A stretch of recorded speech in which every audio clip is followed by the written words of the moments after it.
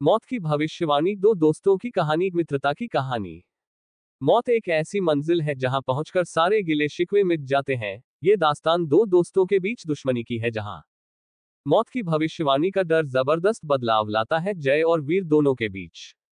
बचपन से ही गहरी दोस्ती थी, दोनों की दोस्ती व्यापारिक साझेदारी तक पहुंच चुकी थी। वीर अक्सर अपने काम में लापरवाही करता था, लेकिन जय उसकी हरकतों को नजरअंदाज करता रहता। एक दिन जब पानी सर से ऊपर हो गया तो जय ने वीरू ने कहा, यदि तुम्हें व्यापार में लापरवाही करनी है तो हमें अलग हो जाना चाहिए। ये व्यापार केवल मेरा नहीं है, इसलिए ये केवल मेरी जिम्मेदारी नहीं। वीर को जय की बात इतनी बुरी लगी कि उसने व्यापार को अलग अलग करने की बात मान ली। बस फिर क्या था, देखते ही देखते दोनों के रास्ते अलग हो गए। जय काफी मेहनती था, इसलिए उसे वीर से अलग होने से कोई खास फर्क नहीं पड़ा। वहीं दूसरी ओर वीर की जिंदगी बदतर होने लगी। जय के बिना वह व्यापार चलाने में असमर्थ था। बहुत जल्द इसका एहसास वीर को हो गया। कुछ ही सालों में जय की मेहनत ने असर दिखाना शुरू किया और उसका व्यापार दोगुनी तेजी से बढ़ने लगा, जिसका पता चलते ही वीर के कलेजे में सांप लौटने लगे। वह मन ही मन ईर्ष्या भाव से जलने लगा। उसे जय की तरक्की देखकर घुटन होने लगी। तभी उसने तय किया कि वह अपने दोस्त को जान से मार देगा। वीर अपने दिल में प्रतिशोध की आग जलाकर जैसे ही जय की कंपनी में पहुंचा तो उसे पता चला कि जय कहीं बाहर गया है। उसी कंपनी में वीर की नजर एक बुजुर्ग मुलाजिम पर पड़ी, जो शुरुआती दौर से ही कंपनी में कार्य कर रहे थे, लेकिन व्यापारिक बंटवारे के दौरान उन्होंने जय के साथ काम करना सही समझा। वीर उनके पास पहुंचकर धमकी भरे अंदाज में जय को मारने की बात कहता है। वीर के बात सुनकर बुजुर्ग कर्मचारी हंसने लगते हैं। उन्हें हंसते देख वीर को ताज्जुब होता है। वह उनके हंसने की वजह पूछता है। तभी बुजुर्ग कर्मचारी जय की मौत की भविष्यवाणी करते हुए कहते हैं कि अयूरो ओए साहब तो 6 महीने में अपने आप बीमारी से मरने वाले हैं, फिर आप उन्हें मारकर जेल क्यों जाना चाहते हो।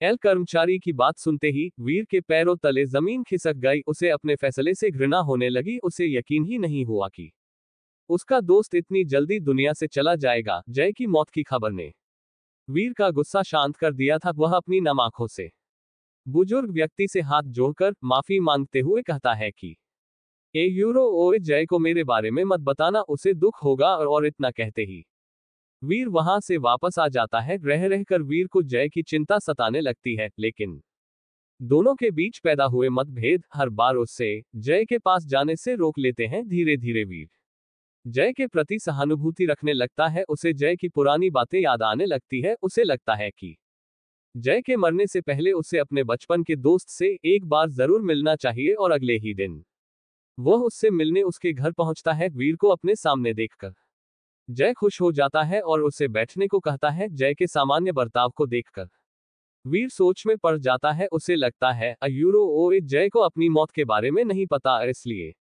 वह जय से उसकी बीमारी के बारे में कुछ नहीं पूछता। जय इतने सालों बाद अपने दोस्त से मिलकर बहुत खुश था। दोनों पुरानी बातें करके अपनी यादें ताजा करते हैं और कुछ देर बाद वीर वापस आ जाता है। जय से मिलकर वीर को बहुत अच्छा लगता है। धीरे धीरे गुजरते वक्त के साथ जय की मौत का दिन भी आ जाता है। वीर सारा दिन अपने दोस्त की मृत्यु के गम में दुखी बैठा रो रहा होता है। और जैसे ही रात होती है वह अपने दोस्त के घर पहुंच जाता है। वहां उसे जय मस्ती के मूड में नजर आता है। वह जय से पूछता है, ए यूरो ओए, तुम्हें इतनी गंभीर बीमारी है, फिर भी तुम्हें कोई चिंता नहीं। अब वीर की बात सुनकर जय जोर जोर से हंसने लगता है और हंसते हुए कहता है, अयूरो ओए, तुम पागल हो जो अच्छे भले व्यक्ति को बीमार कह रहे हो। अब वीर अपनी बात साबित करने के लिए जय से उसकी कंपनी में काम कर रहे उसी बुजुर्ग कर्मचारी को बुलाने को कहता है, जिसने 6 महीने पहले जय की मौत की भविष्यवाणी की थी। जैसे ही जय को पूरा माजरा पता चला, उसने तुरंत उसी बुजुर्ग कर्मचारी को अपने घर बुलाया। उनके आते ही